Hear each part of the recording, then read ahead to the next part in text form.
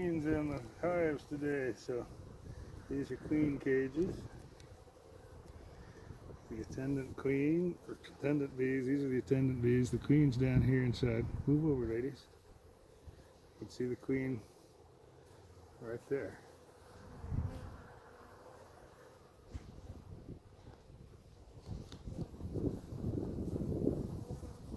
Got a good picture?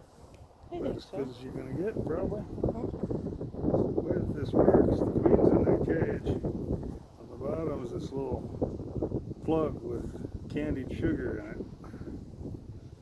So what I'm going to do is take a piece of wire. There's lots of ways to do these, no particular right way. I'm doing it this way with just a couple twisty ties. Piece of wire works, anything you can use. I just like to hang the bees, or hang the queen cage in the colony where they can get to her and get to know her. That's the reason for the cage, is so that the hive doesn't just automatically kill the queen when you put her in there, because well, she's a new queen and they don't know her. This is the hive we're going to put the queen in. So to do that, I'm going to pull the frame. This is a new split over here. And since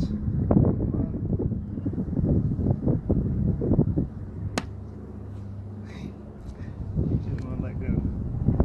There we go. Alright, so that's so it's a new split, so they haven't completely filled out everything, and they need a queen. They gave them a chance with some brood to raise a queen, and they didn't succeed in doing that. So you got the bees here, lots of new cells that are extruded. They're starting to put honey in there. There's this here, so there's honey going in here. This is capped honey here. Other than that, just lots of bees.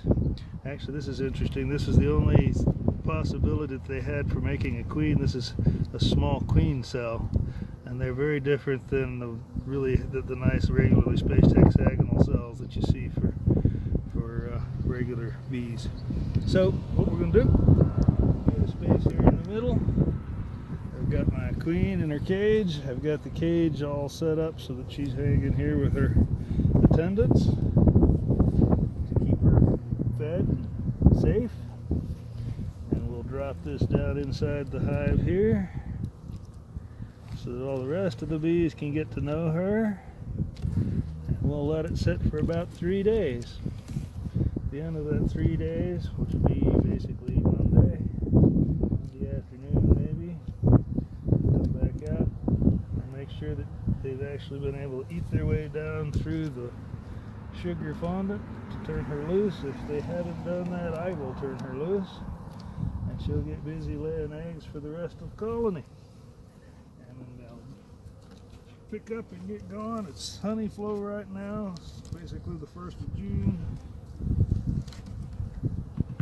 So we get queen laying eggs. I got a jumping spider here that's probably looking for bees.